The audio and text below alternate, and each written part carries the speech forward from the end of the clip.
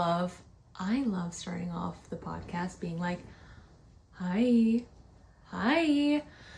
Did I ever tell you guys the story? Did I ever tell you the story of when I found out or when I learned that I have a porn star voice? No, I don't think I told you guys that story yet. Okay, well, maybe that will be a good way to get into the podcast a bit, because I want to talk about the full moon. I want to talk about what I've been up to, why I took a break, and the energy that I want to embody moving forward with this podcast. But sometimes, I get a little bit shy and I'm like, I don't really know where to start. I don't know what they want to I don't know what they want to hear. Who is they? So it's like, let's just chat. Like, I'm in my room. I want a comfortable setting. So let's just share some stories, talk about the full moon, and let's get ourselves right and tight for November, for December, and for the upcoming new year. Okay, so to be completely honest, I don't think I've ever said this on the podcast, but I've always wanted to have a podcast. I've always wanted to be signed on by a network. If you were to ask me like what my dream job is, I'm like, talk show host, easy. So back in the day, I used to listen to, actually, let's back it up a little bit. So this is probably like 3 or 4 years ago, maybe 4 years ago, I think, because I was talking to this kid, which horrible situationship that, again, I should have exited much earlier than I did, but I was listening to the advice of my friends around me. Give it a chance. I'm like, I'm a Scorpio. You get 2 chances and you're done. But basically, this kid was kind of a loser, and I knew that, and I wasn't into it, but I thought that I needed to give it a chance. Anyway, so I'm really big on voice memoing, and I have turned, and people who would tell me, I know you voice memo me, Kara, but like, I'm never gonna voice memo you back. And I would think, sure, Jan. 3, 2, 1, and then it's like I'll get a voice memo from them and I'm like, what do you mean? So I was voice memoing this kid I was talking to. I was getting a massage, and I remember after the massage, this was like something that really annoyed me about him. We were talking for over a few months at this point, and he would always Instagram DM me, and I'm like, you have my number, like, send me a text. Like, you really want to be in my DMs? Okay. Anyway, so I was like lazy and annoyed. He was Instagram DMing me, so I would voice memo him back. I'm like, I don't have the time to type out this on Instagram. So he was like, what's up? How's your day going? And I was like, voice memo. Like, my day is going so well. I just got a massage. I'm so zen. I'm gonna get a cup of coffee, yada, yada, yada. And, picture yourself right now. You just got out of a massage. You kind of feel like a newborn baby. You wake up and you're like, oh my God, I'm seeing light for the first time. You're all relaxed. Your voice, it's relaxed. And I feel like when I talk, I'm either talking very fast or I'm talking very slow. There's not a big in between. But when I talk slow, it's like I talk slow. And sure, I lean into it a little bit. I exaggerate my words. I have fun with it. I love words. I love communication. I love the power of words. Words are important. Always remember that. So I sent him this voice memo. He texted me back and he was like, I can't tell if you're being serious right now. And I was like, I'm being serious. I'm like, why would I lie about getting a massage? And he was like, again, I'm also extremely literal. If you're flirting with me, I don't know. If you're joking sometimes, I don't know. So me being literal, I'm like, oh, I just got a massage. I'm like, I would never lie about that. He was like, no, I'm not talking about that. You lying about a massage. He's like, I believe you got a massage. He's like, that's not up for debate. He was like, when you send me voice memos sometimes, he was like, he's like, your voice sounds weirdly sexual. And I was like, really? He was like, yeah. He was like, has anyone ever told you you have a porn star voice? And I said, no. I should have joked. I'm like, yeah, my dad. I'm just kidding. That's weird. I'll probably have to take that out. But I was like, no one's ever told me I had a porn star voice. But when he sent that to me, I was mortified. I thought of myself at my job. Like, I was working at this point at an advertising agency on a team, and I felt like I was sort of, not like the corporate morale hire, but I don't know, like, I like to talk about the weather, obviously. Like, I like to talk about bullshit on like these little internal team calls, and I would have fun. I would lean into it. So I'm sitting there being like, oh my God, does my manager think I have a porn star voice? Because when I'd be on a one-on-one with my manager, I'd be like, hola. Like, I would just, I don't know, just be me. I guess me being me gives porn star voice. So I was mortified. I'm like, oh my God, like, does corporate America think I talk like a slut? Like, what's going on? So I was like, no. He's like, well, you do. He's like, I'm glad to know that it's not intentional, because he's like, sometimes I listen to these voice memos. I'm like, what is she, like, what is this? I'm like, no, it's not what you think it is. It's just me telling you what's up, you know? I'm like, no. But so after that happened, of course, I called my mom. I'm like, Mom, do you think I have a porn star voice? And she was like, no, why? I'm like, I'm not going to say his name, but I'm like, he just said that I did, because I was coming out of massage and I sent him a voice memo, and I guess my voice was kind of like low and slow and like, I don't know. And she was like, oh my God, that's so funny. She's like, no, like, I don't think you, and I said, I'm like, I'm mortified. I'm like, do you think people at work think I talk like that? I'm like, I don't know. So the next day, my mom calls me up. And she's like, you're on speaker. I go, okay. She's like, how's your day going? I'm like, my day's going good. I have a meeting. I'm doing this, doing that. In the background, I hear, oh yeah, she definitely has a porn star voice. My mom was helping out like one of our family friends. At the time, they had a little boy, and the parents both work. So she would go over and help. So the dad, she told the story to the dad. The dad was like, oh my God, this is so funny. Like, call her up. I want to see. So she was like, oh, so-and-so agrees. And I was like, oh my God, Mom, like, stop telling everyone. She proceeds to tell like my aunts, my uncles. Oh, the guy that Kara's talking to, she says she has a porn star voice. Do you think she does? And my aunt's like, I don't really know. I'm like, oh my God. So let me know, do I have a porn star voice? So that was like a very big learning, and I kind of felt like that was an interesting thing I learned about myself. Fast forward to like a year later, I used to listen to the podcast. I don't anymore, but back in the day, I used to listen to KFC Radio. And this was probably like maybe 3 years ago, yeah. It was during the time where OnlyFans was really popping off. And Kevin, or KFC, would talk about it all the time on the podcast. And in my mind, I'm like, this guy just needs to open up like an agency and like manage all of these OnlyFans girls. I'm like, wow, that's a brilliant idea, Kara. So New Year's Eve, my friend Sammy invited me over. She was like, I was like, what are you doing? She's like, oh, we're going to Christina's house. Do you want to come? I go, sure.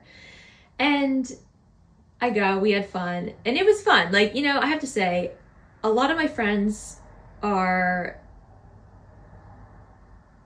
married, engaged, dating, right? Like, I feel like I'm a very rare breed in a way of being like almost 33 and single. And I've always been single, and we'll get there because there's a reason for everything, right? But I do, it is kind of fun sometimes to like go to these parties and whatever, and just like be the single friend, because it's like you show up, you leave, like you're kind of novel. People are like, oh my God, like you're single, you're special. And yeah, it's fun. So it was all couples and it was fun. But I ended up staying, like, it was like me, Christina, and her husband. I stayed the latest. And we were like, I think, playing a drinking game. And I was like, oh my God, I gotta go. Like, I have to get an Uber home. I'm like, I'm kind of drunk. So I get in this Uber, and the Uber fucked up. And it took me like way out of the way. So I live pretty close to Christina and her husband.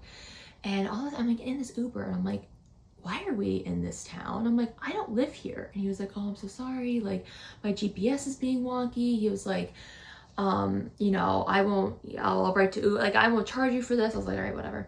So I'm kind of bored and drunk in this Uber, and I decide to take out my phone and send a DM to Kevin Glancy from KFC Radio, from Barstool. And I sent him a voice memo because I love voice memos. And I tell him that I have a great idea that he should open up a OnlyFans agency, and it would make us so much money, and it would give a space for the OnlyFans girls. I send it. I think I sent 2. I get home, have a glass of water, and I go to bed.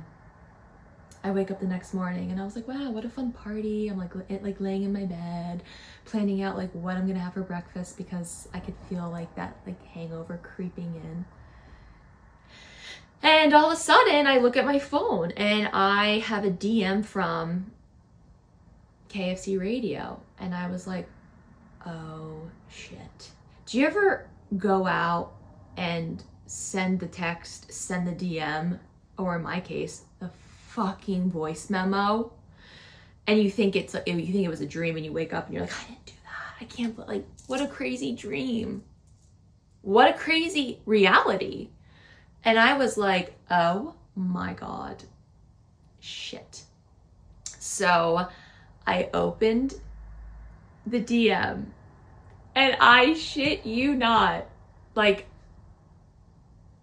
his response, whoa, that voice. And I was like, and I knew it. Like, High Priestess is all about intuition. When he said that voice, I'm like, he's gonna comment on my porn star voice. The rest is history. Meaning nothing really happened. I just was like, yeah. So we did chat, and he did send me voice memos back, and we were talking a little bit, sending voice memos back, yada yada yada, and it just sort of like fizzled out. I sent him another voice, but I did tell him, I'm like, like I love podcasts. I've always wanted a podcast. I've always, like, I'm in the like sort of like wider media industry, and I'm like, I really want to get into it. And I told him, I'm like, I was Alex Earl's babysitter. Like, this is before she's like really popped off, but she was like popping off. And he was like, you gotta like tout that. You need to, get on. I'm like, no, I'm like, I was her babysitter. I'm not gonna ride off the coattails of her success. I just feel like, if she can do it, I can do it. But yeah, and then I sent him a year after that, I sent him I tried to create I don't even know what it was. I think I was like having a mental breakdown probably, but I sent him a sketch, and I'm like, I don't know if this was that good. It was impulsive. I was in impulsive energy, and I sent it, and I think he looked at it and never said anything again. And I was like, ciao baby. And that's the story of how I have a porn star voice. So I would love to know if you think I have a porn star voice. I wonder if he still remembers. Maybe I'll stitch this into a clip and put it on TikTok and be like, hey Kevin, it's me. Do you remember the time I sent you a voice memo 3 years ago and you said I have a porn star voice? Oh, and he was like, he wanted me to start, I don't know, like erotic storytelling. And I was like, no. And I said to him, like, I'm so awkward. There's no way I could like talk hot. There's just like no way. Like, I'm gonna clam up. And he was like, practice. So I remember like sending him a voicemail and being like, oh my God, like, I think you're so sexy. Whatever. I was like, I can't do it. Ah! But like, maybe now I can. I don't know. But he's like, you have a voice, like you were the girl with the voice. So what did I do? I bought the domain on GoDaddy, the girl with the voice, because something about me is when I think of a creative domain, I'm buying it, and I'm getting the Instagram handle. So I do have the girl with the voice on Instagram, and I have it on, I have the .com. It was $300 actually, the .com. I bought it. Have I done anything with it? No. Obviously. Pause. So, whoa, I just spilled water. Is that bad luck? I don't know. Make a wish. I don't know. I wish Barstool would hire me. Okay, so here's the thing. I don't know what I was gonna say with that. I just thought it was like a fun story to share because I think it's just part of my lore. And oh, this is what I wanted to say. He did give some good advice, I will say. And he said to me, he was like, listen, like, these things work when you're ready. And I was like, yeah, you're right. Totally right. At the time, this was like 3 years ago, was I ready to put myself out there and have a podcast? No, I wasn't. I still was extremely insecure. I had no idea who the fuck I was. I was not in my natural hair color. I think I had fake nails. I was insecure. I didn't know, you know what I mean? It's like, I was, 29, 28? I don't know. So I was like, you're right. And that always sort of stuck with me. I have to say, it's like, Kevin, if you're listening, that advice did stick with me. Like, it will work when you're ready. And I realized that I wasn't ready at the time. And even when I started Hot Ant last December, I did the brand photo shoot. I feel like I did everything backwards, but like that's kind of what makes it fun. Like when you're starting something, you don't know what the fuck you're doing.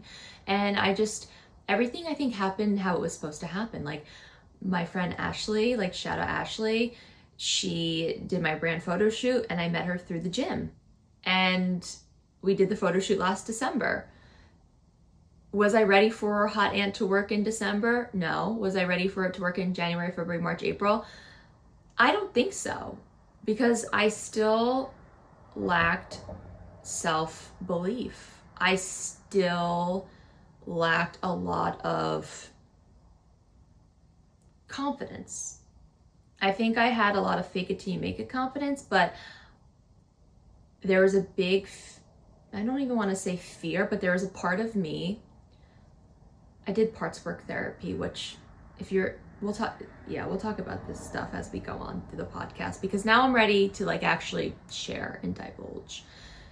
I kind of tested the waters out and the waters were cool and now I'm swimming, right? But I wasn't ready for it to work because there was a part of me that felt like I didn't deserve success. There was a part of me that felt like I didn't deserve happiness. There was a part of me that didn't believe that I deserved love. Because there's been so much sort of turmoil in my life, which really started when I was young and with having anxiety and a bad encounter with a boy in a basement at a young age, it created a lot of anxiety and fear, and I never dealt with it because I didn't feel safe. It was really scary and it was so much easier to avoid it. And because of that, I equated pain with feeling. So if something was ever calm in my life, if something was ever going well, my body was like, or my, I guess, nervous system, I don't even know what it is, your mind, your nervous system, I'm not a doctor. My mind was like, no, there needs to be pain for you to feel. And that's kind of what I uncovered about myself over the past few months, literally this past weekend, today, that I kind of thought that like, in order to be happy, in order to be successful, in order to, fall in love, which I've never had that in my life, right? I thought it had to be very like tumultuous. I thought it had to be chaotic. I thought it had to be painful because my body, my mind, whatever, I'm not a doctor, kind of believed that. Because when I went through those traumatic experiences as a little girl, as a little Kara, that's what I guess like latched onto my subconscious. And now I know that no, I can have love and success and joy and pleasure and what, you know, the things you want out of life, right? Like I can have that without it being painful. So it was a big learning that I worked through this weekend in the bathtub. And you know, it's something that I'm going to have to work on, right?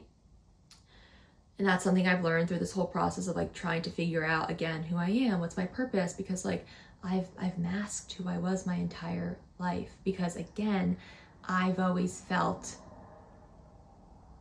unsafe with my feelings and with who I was. So because of that, I never let myself be me. I always shame myself for being me, because that's, again, I don't know. It's like when you go through shit and you don't work on it when you're little, it resurfaces in ways that you don't really realize until you're actively working through it. And then you're like, oh, that's what that was. Okay. So it's a learning process. And again, like, I'm grateful that I've had the time and space to work through this, because this full moon for me is hitting the house of partnerships. So the 7th house in astrology, we're segueing into the full moon a little bit. I'm looking a little bit at my notes just because I don't want to misspeak on it. Again, this is very new for me, so I'm just trying to talk about it in a way that isn't all over the place. I will say the first few episodes, a few people were like, you tell stories all over the place. And I'm like, dude, like, I know, my Mercury's in Sagittarius. It's like a train running off a cliff going 190, you know, like, give me a break. You try doing this. But I have some notes, and that's not to shade anyone who gave me that feedback. I do value the feedback, but I was just kind of like, this was like the 3rd episode, really? You like, tell me this like when I'm, I don't know, at 200 episodes. So aside from being taught, I guess indirectly, that pain was something that made life feel more real, that taught me meaning was built through survival. So when life would force me into situations that I couldn't control, for example, like the Costco incident, the basement incident, my mind linked those to pain and wisdom and value. Stay with me here. I'm a very reflective person, and I'm very great at intellectualizing my feelings.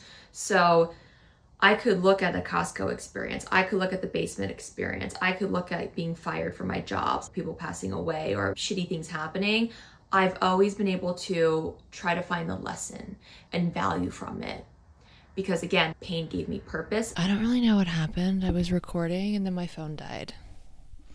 I just feel like the universe knew I was babbling, and it was like, you can always talk about this stuff. You don't need to talk about everything in one shot. Like, it's episodes. It's not episode. So I don't even know where I left off, but I know I was talking about the porn star voice story, a little bit about how I equated pain with feeling, and how I'm working on not doing that, because I know that I can have happiness and success and the things I want out of life without it needing to be so like painful. Like, not everything needs to be like a Scorpio death and rebirth moment. Like, I'm good at transforming. I'm good at going deep and excavating, but like, you can also just, things can be good, right? It doesn't have to be like a big, you don't need to put on your construction hard hat and become Bob the Builder and just like rebuild yourself, right? Like, all of that to say, I'm very proud of myself for all of the moments where I did have to rebuild myself, I did have to rise from the ashes and start over and learn it to live it. Like, learn it to live it. And I think because I never believed that things could just be easy, I think that also contributed to the problem, because I was putting out an energy of like, I need to struggle. If I'm not struggling, then it's not real. I don't want it. Like, I kind of was that energy, because I knew I was like tough and I knew I could get through it. But I'm like, okay, I'm ready to be like soft girl. Like, let me receive, which is a perfect segue into this full moon. And like, I don't know if I said this, because again, my phone died, and I'm going to try to make this 10 minutes and then we'll call it an episode, and I'll see you guys again next week, because I have a commitment to this, and I'm done with overthinking things to death and believing that like I can't really do it. And I'm not afraid of being happy. I was so afraid of being happy because I was always waiting for something to happen, because I was always in that like anxious fight or flight mode. And I'm like, I'm not fighting anymore. I just want to create and have fun. I'm ready for that, right? So it is a perfect segue into the full moon, into this beaver full moon, which I am excited about because it's a super moon. It's in the month of November, and my birthday month is November. And the moon, this full moon, really shed light on this area of my life that I needed to identify and I needed to acknowledge and start to work through. And it's called the beaver full moon because during the spring and the summer, beaver is such a weird word, but beavers spend a lot of time getting their dams ready for the long winter, for the freeze.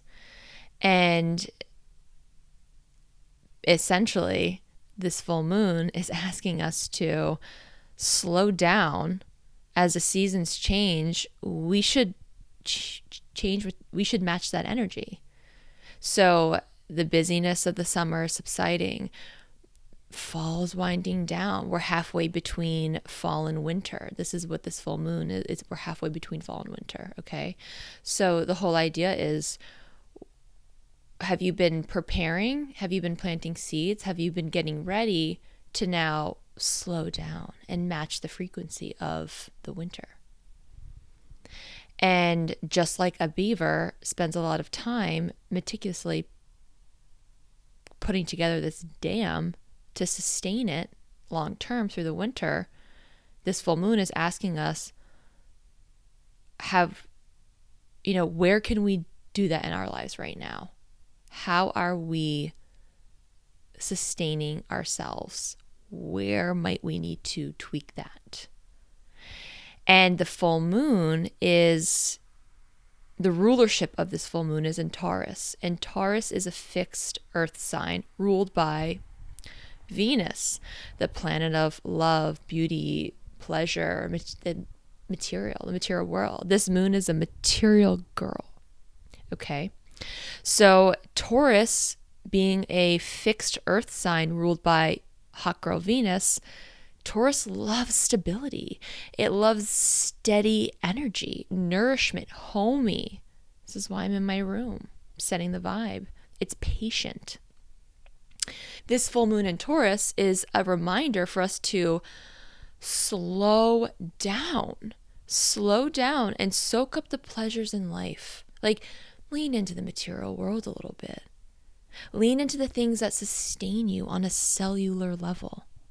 And I needed to hear that because as someone who always felt like I had to go through such like pain and suffering to find value in life, I'm like, while that is important and while I am grateful to be able to extract value out of all of the pain that I've been through, it's an unbalanced way of living. That's only one energy. There's an energy of soaking up the pleasures in life. And I haven't always been doing that.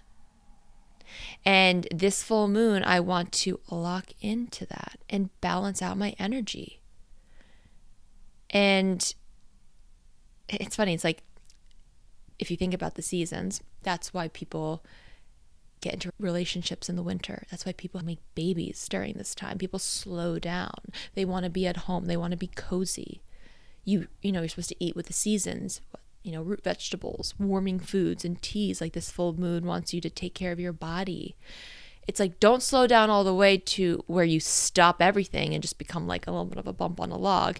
It's okay. We can still be bumps on the log, but it wants you to just like take care of yourself, connect to nature, connect to this like sensual energy. Like, beavers build these, amazing dams so they can just get cozy. Is a dam cozy? I don't know. I don't know any beavers. But yeah, get cozy in your dam, get cozy in your structure. And if your structure is not supporting that coziness, that nourishing energy, then now is the time to figure out, how can you do that? Okay? And it's a time to just really show yourself love and building up the version of yourself that you want to be. And you just have to know that sometimes it takes some time. I'm like, it's been 3 years. Is my dam done? I think I'm pretty damn close. And yeah, I mean, truly, it's like the dam is the architecture that protects the beavers through the winter. So, get working on your architecture to protect you and carry you and sustain you and nourish you through the winter. That's when a lot of people spiral, right?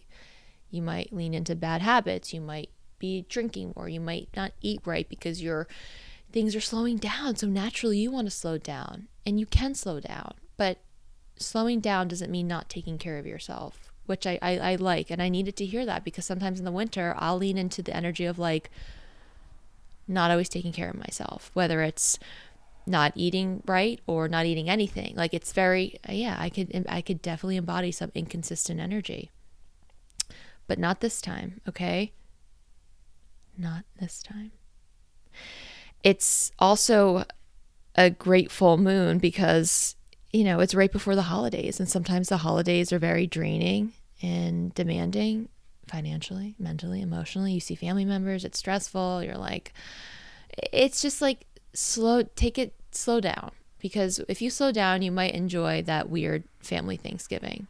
If you're in an anxious energy, you're going to walk into Thanksgiving dinner and want to be like, I can't take this anymore. Like, fuck my family. But it's like, slow down, lean into it. Have a routine that supports this shift. Okay. What does that look like? I think I already talked about it. Eating well. Eat some seasonal foods. Get some butternut squash soup. You don't need to make it. You're not a chef. You can buy it. It's okay. Go to Whole Foods. Sleep more. Like, give yourself, like, it's okay. I'm telling you, because I used to not allow myself to ever slow down. Sleeping in, I'm like, no, I can't. That's lazy. I'm telling you, it's okay. It's okay to cancel a plan. It's okay to not show up, because sometimes by not showing up for someone, it's because you need to show up for yourself. Okay? So, this full moon is hitting me extra hard because it's hitting my house, my 7th house. And the 7th house in astrology, if you don't know, now you do, it's the house of partnerships. It's the house of partnerships like marriage. It's the house of partnerships for work. It's partnerships with other people. The first house is you. I have a lot of energy in my first house. So it was interesting because I'm like, okay, my 7th house in astrology, I don't have any planets there. And I used to think like, oh shit, I don't have any planets in my 7th house. Am I going to be single really forever?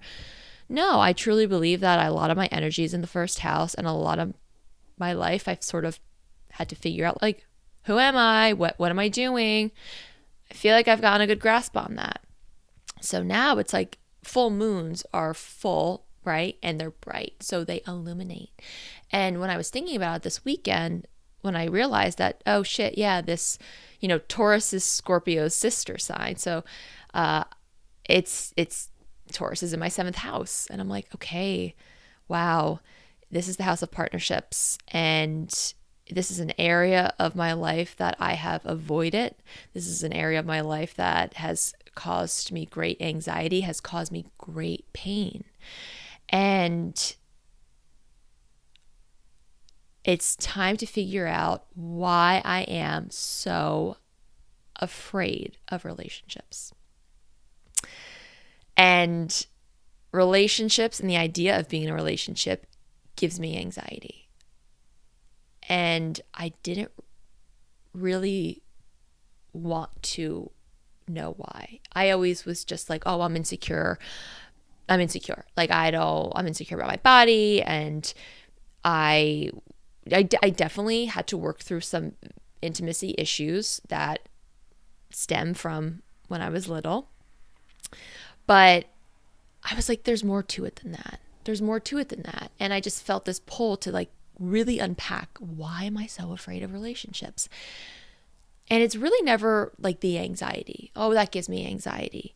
But it's like, let's pretend anxiety is a person with a mask on. I'm like, I want to rip off that mask off anxiety and be like, who the fuck is behind this mask? You know? And behind the mask of anxiety is usually a part of yourself that you neglect it. You never confront it. And the mask is scary, right? But when you take off the mask and realize that it's just maybe a version of you, an old story of you, a narrative that you just never acknowledged, you never let in. Why is painful? It's hard, right? It's easy to just like avoid. And the longer you avoid, the easier it becomes. So when people would be like, why are you single? I'm working at my dad's office right now, patients all the time. Are you dating? I'm like, no. Are you single? Yeah. Why? And honestly, I would say to them, I'm like, I don't know. And it started to bother me. I'm like, I really don't know. Because I did try a little bit when I was like working in the city and living in Hoboken. I tried, but not really hard. I was a first date, last date type of person. And I just thought to myself after this one patient came in, he's older, he's very funny. He's older. He's like a grandpa, right?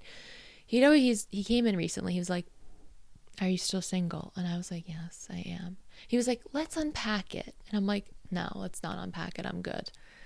He's like, it's because you're too tall. And I'm like, shut up. Maybe. And it just sort of stuck with me. And I was like, I have to figure this out. And I sort of felt this coming because, for most of my life, I have been single. And every year on my birthday, I would think, okay, new year, new me. Maybe this is the year that I get into a relationship. But in the back of my mind, I would be like, no, I don't think so.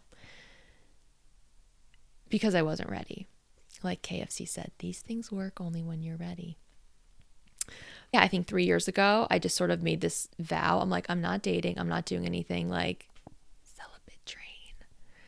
Which is like, I can't recommend that enough. If you're like really confused about like who you are, your life, you have some intimacy issues, you don't know what you want from a relationship, you don't really know who you are. Before you get into a relationship, it's like you need to have a good relationship with yourself. And I knew I didn't. And I knew I couldn't let any energies in because I really was determined to figure this out. I didn't have a timeline on it. I didn't know how to figure this out really. I just knew that like I gotta do me. And I do feel like it helped me get to the root cause. Not dating put me in this energy that I'm like, all right, I don't need validation. Let's start validating yourself. Let's start not shaming yourself for just trying to be yourself. And I realized that, as I would start reflecting and journaling, I'm like, I really did not chase, but I was really unavailable. And I was like the situationship I was in, I'm like, he was totally unavailable. And deep down, I knew that. But that felt safe because I was like, if you're unavailable and I'm emotionally unavailable, then this is going to be perfect because we can both be unavailable together and I don't have to confront this. But that grows old. It really, really does. And like I said, this patient came in, asked me why you single for like the 15th time over the past few months. And I was like, okay, it's time to crack it. Of course, it's nuanced. It's layered. It's deep. It's a little dark. It's something that I want to keep hidden. It's something that I like to keep hidden from myself and from others in true Scorpio fashion. We are deep as hell, but when push comes to shove, very few people, I would say, actually know the real me. I'm very careful who I let in my life. Again, I don't want to be hurt. I was already so unavailable. Like, I need to be careful. Like, that was sort of my mindset. When push comes to shove, it's like, I'm not showing you what's in my vault. I don't even know where the key is. And then I realized, oh shit, I guess I am the key. The only way out is through. And, you know, it's like subconsciously, I knew that I was the key, that I would have to really sit with myself and sit with my feelings. And it was one of those things where it's like your mind knows or your body knows or your mind hasn't caught up to it, whatever. Either way, it was dormant. It was suppressed. It was a spooky part of me that I was just like, okay, it's time for it to come out. But you have to decide to knock on the door. And this past weekend, it was Halloween weekend, and the energy, the veil was thin. And I said, okay, let's knock on the door and see who shows up. And yeah, I realized that truly a big reason why I was so afraid of relationships and so afraid of being in a relationship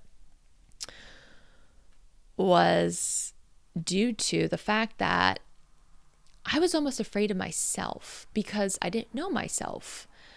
I never let myself be myself. So I could never let anyone in because I'm like, kind of like, who is the real me? I don't know. I've kept her so hidden. A relationship scared the shit out of me because I knew that I have this like depth to me. I knew that I have some pain and some trauma. And I kind of felt like that wasn't always palatable for everyone. And I thought that made me weird because I didn't feel like quote unquote normal. Because I'm like, I just don't think I knew how to balance the energies of the duality that I possessed. Being able to be lighthearted and joke and have fun and be witty, but also like Bob the Builder had on excavate, go deep, right? Like that duality kind of freaked me out a little bit because it made me it made me feel weird. It made me feel like a fucking weirdo. And now I realize that it doesn't make me weird. It makes me me. So again, it's like I had to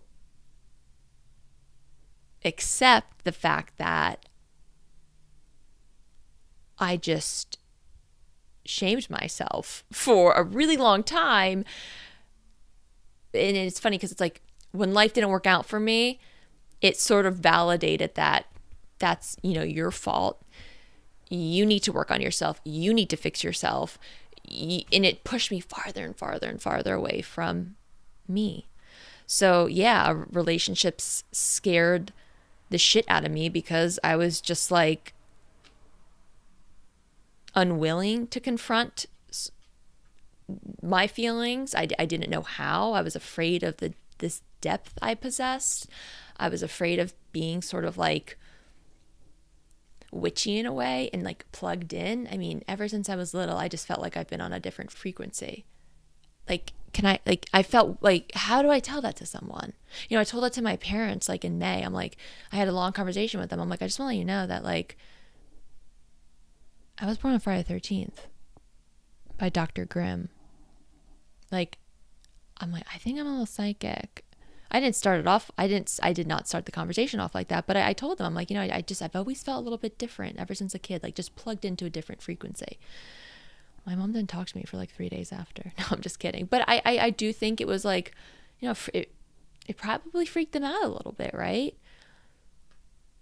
And I just realized that the longer I just pretend like I'm fine, it's cool, like this is me, I'm like, that's not me though. It's not the real me. So a big part of my fear of relationships was a fear of myself and a fear of being myself and a fear of accepting. Like I just had this inability to just accept myself for who I was. So because of that, it was like this law of assumption that I applied unspoken, that no one could accept me. I did feel very unlovable. I'm like, I don't think anyone could love me because I don't love me. And I'm never allowing myself to love me. So I had to learn a really big lesson on unconditional love. And unconditional love is loving yourself without any fucking rules. Loving yourself. I'm like, I need to love myself when I'm not at my goal weight. And I say that in jest because like I've said this before on the podcast, like I've struggled with body issues, eating disorder. And I think that played into it a lot too. It's like a feeling of never really being happy in your body and always being so hard on yourself. I'm like, I can always look skinny or I can always look better. And I don't think anyone could love me if I don't look a certain way. And it's like, I fed this narrative. But again, a lot of this stemmed from, repressed childhood trauma and not allowing myself to feel it, not allowing myself to say, hey, Kara, what you went through was tough, and ignoring it for most of your life only made it tougher, and you're not fine, and that's okay. But just because you feel at rock bottom, it doesn't mean that you'll be there forever. You might touch back down, but you can always go up. And someone can meet you halfway, and you can be at rock bottom and someone can meet you halfway, because I also operate under the idea of I can only be in a relationship when I'm perfect, when I'm successful. Again, that's not unconditional love. I was applying conditions to everything. So this full moon really had me look at this 7th house and confront my absolute fear of being in a relationship. And a lot had to do with the fact that I haven't been a good partner to myself in a way. And it was kind of sad. It was realizing that, because when you realize you're so hard on yourself and you write it out and you talk it out loud, you do feel this sense of empathy for the past versions of you, little Kara. I'm like, God, I feel so bad for being so hard on you. Because deep down, all you wanted was to be accepted, but you couldn't accept yourself. So it was a block. It was a big blocker. I couldn't accept myself. So yeah, that's why, to answer your question, when people ask, that's why I'm single. It's sure, I guess it's a choice, but it was a bit of a subconscious choice. I didn't realize I wasn't, choosing me.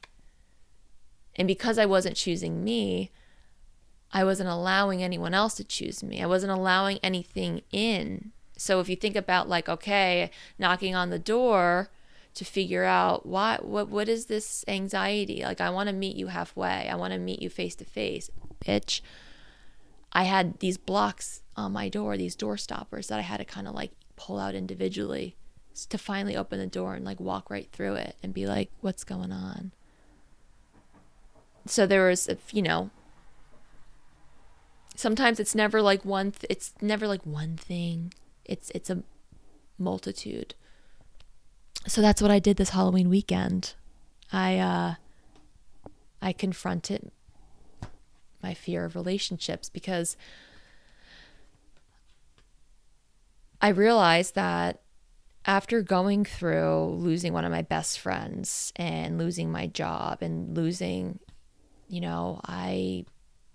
after my friend Angela died, you think I would, become closer with my friends at the time. And we fell out of friendship. So I really had to fucking start over again. And I went through a lot of this process with the support of my family and friends, but a lot of it was by myself. And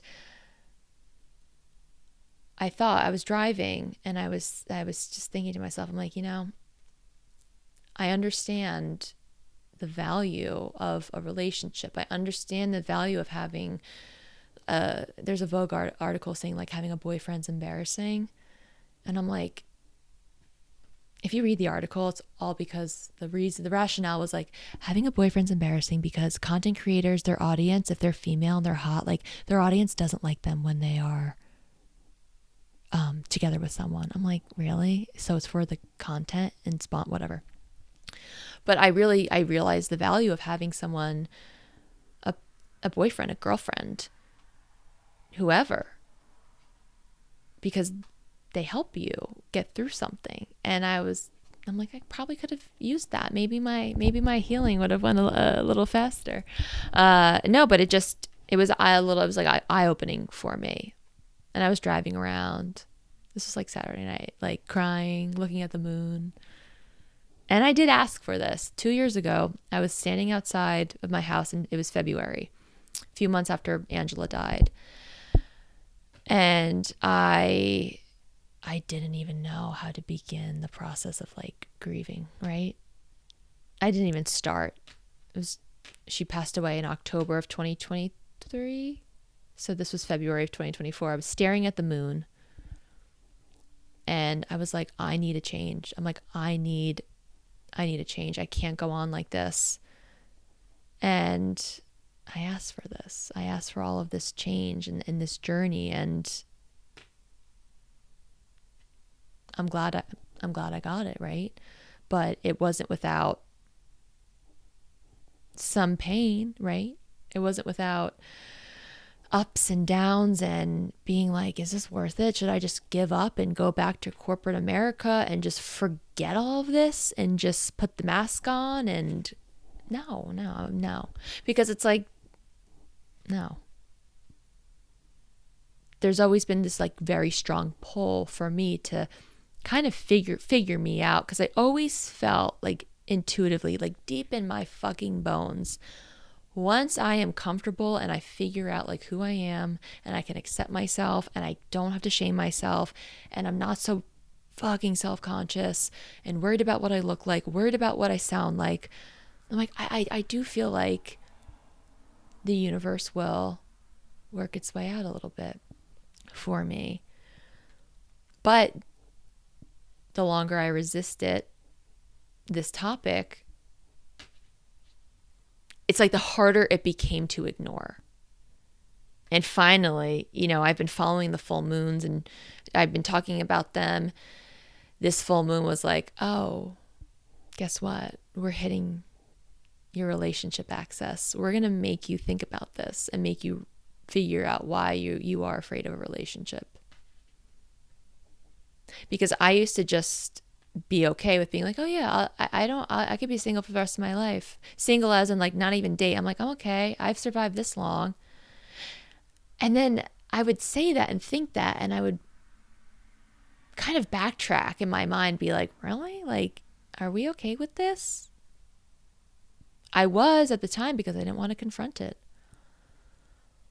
I didn't want to confront it because I knew that meant, okay, we have to sit with the feelings of you not accepting you. Why aren't you accepting you? Why don't you feel enough? And that's the thing, like, I didn't feel like I was enough. I journaled this a few weeks ago. I'm like, I finally kind of felt like I was enough. Like, I'm like, I do feel like I'm enough. I don't feel like I'm not enough anymore. And, the thing about enough is, if you think of it as like, I don't know, a person, or if you personify enough is whole, right? Enough is just enough. Enough doesn't know what you look like. Enough doesn't know how much you weigh. Enough doesn't know what your hair color is. Enough doesn't know what your skin color is. Enough is just enough. So if you don't think you're enough, then you're walking through that door. That's like the toxic cycle of not being enough. So what do? You change yourself. You change your appearance. You change your values because you don't feel like you're enough. And you think if you change and change and change, you'll be enough. No, that's not it. And sometimes you have to walk through that door of changing your hair 17 times to realize, no, you've always been enough. We've all always been enough. We were born enough. And that's that on that. So when you start to tell yourself, like, I'm enough, over and over again, you believe it, you feel it, you embody it. And that really 2 weeks ago sort of kicked off this, I'm enough. And let's figure out why you never felt like you were enough. Let's figure out why you always felt like you had to hide who you were. And again, a lot of it was just avoidance and fear. So this full moon is asking me, how do I want to sustain, how do I want to build this architecture, this structure that's going to support me and a partnership? Like, what does that look like? And luckily, many full moons ago, when I started this entire journey, it actually started with me figuring out, this is like, I remember telling this to my friend Mary Alice. I was like, I've never wrote down like what I value in myself and others. This was like probably 2.5 years ago. And I'm like, I'm gonna like start working on this and figuring out like who I am, what I value, what I like, yada, yada, yada. And getting clear on that was very helpful, but it sort of was like a puzzle.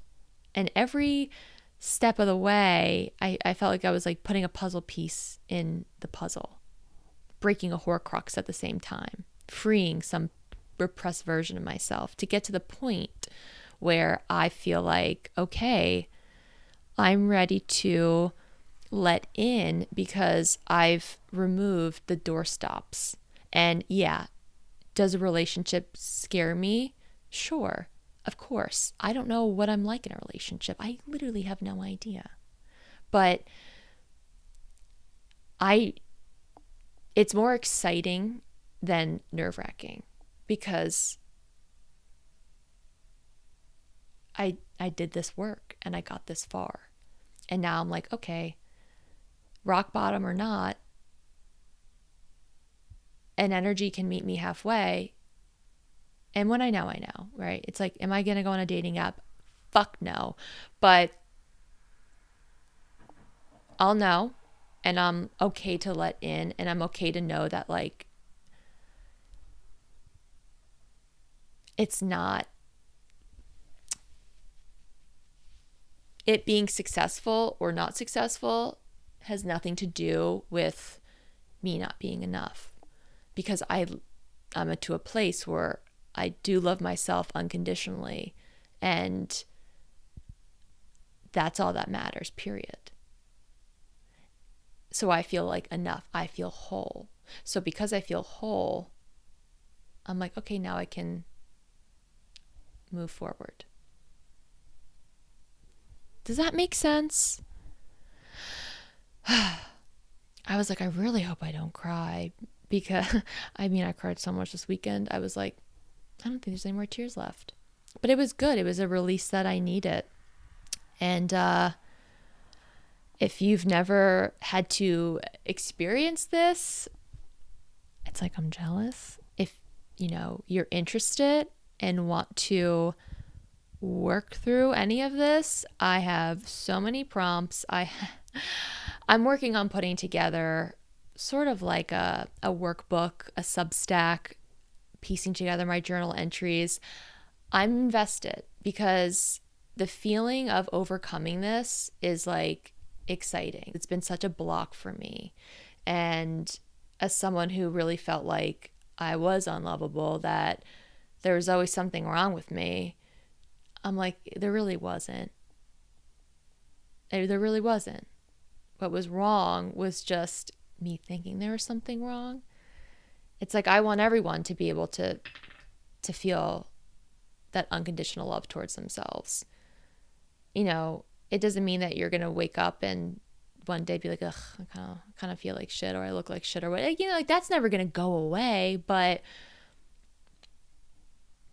it's a different energy. It's a different feeling when you can work through this, if you know what I mean. So yeah, I think that's that. So this full moon, think about how you're going to sustain yourself through the long winter and what your routine is. What's that going to look like? Okay, so ways to work with this energy, and then I'll let you go.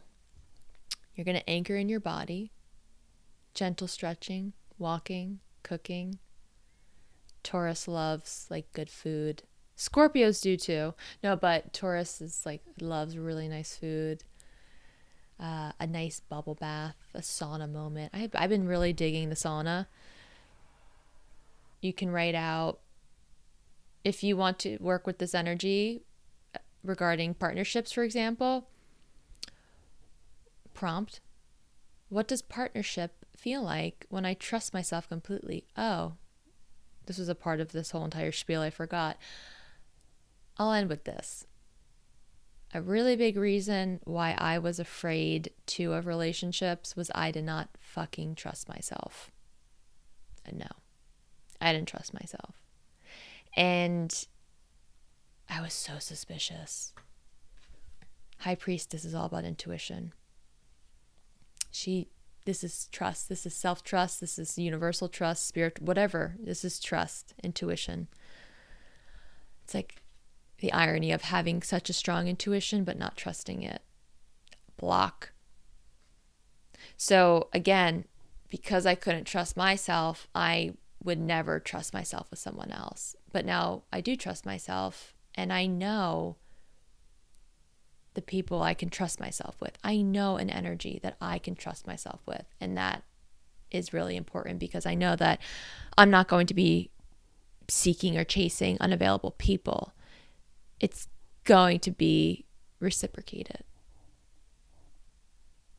So the full moon is a big mirror moment for me. It's the universe reflecting back how far I've come in integrating emotional safety with relational readiness. The end. That's all I got. So I'll see you guys next week. Ciao for now. Okay, bye.